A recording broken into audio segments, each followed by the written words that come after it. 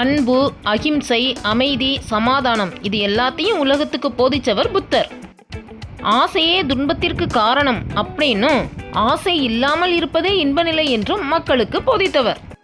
புத்தரோட போதனைகள் பல உண்டு. அதில் வாழ்க்கைக்கு நம்பிக்கை தரக்கூடிய போதனைகள் 10 பற்றி இந்த பதிவில் பார்க்கலாம். வீடியோவை ஸ்கிப் பண்ணாமல் பாருங்கள், எதையும் மிஸ் பண்ணிடாதீங்க. நிகழ்காலத்தை வாழ்.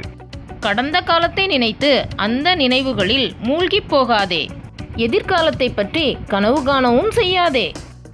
உன் மனதை நிகழ்காலத்தில் கவனம் செலுத்த வைத்து அதை வாழ். வாய்மை சக்தி வாய்ந்தது. 3 விஷயங்களை அதிக காலம் மறைத்து வைக்கவே முடியாது. ஒன்று சூரியன், மற்றொன்று சந்திரன், மூன்றாவது உண்மை. நேர்மையாக யோசி. மனமே எல்லா செயலுக்கும் காரணம். நீ எதை சிந்தித்து செய்கிறாயோ அதுவாகவே மாறுவாய். பின்வாங்காதே. கடந்த காலத்தில் ஒரு விஷயம் எவ்வளவு கடினமாக இருந்தது என எண்ணாதே. உன்னால் முடியும் என மீண்டும் துவங்கு. தனியாக நட. ஆன்மீக பாதையில் உன்னை ஆதரிக்க யாரும் இல்லை. உனக்கு தோன்றினால் தனியாக நட. முயற்சி இல்லாத யாரையும் துணையாக கொள்ளாதே. கடுமையான வார்த்தைகளை உபயோகிக்காதே. உன்னுடைய நாக்கு கூர்மையான ஆயுதத்தை போன்றது. அது இரத்தம் இல்லாமல், காயம் இல்லாமல் ஒருவரை கொன்றுவிடும். உனது உடம்பே உன்னுடைய சொத்து. உனது உடல் விலைமதிப்பில்லாதது. நாம் செயல்பட உதவும் கருவி அது மட்டுமே. கவனத்துடன் பார்த்துக்கொள். கோபத்தை கட்டுப்படுத்து.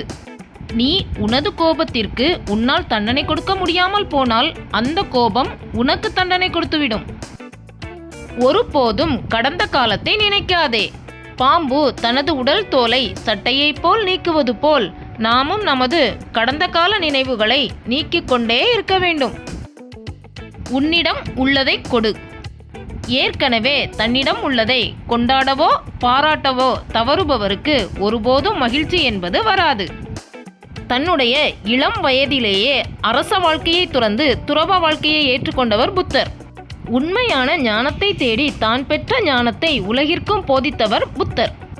இந்த பதிவு எல்லாருக்கும் பயனுள்ளதாக இருக்கும்னு நம்புகிறோம். அடுத்ததாக ஒரு நல்ல பதிவோடு சந்திக்கிறோம். நன்றி.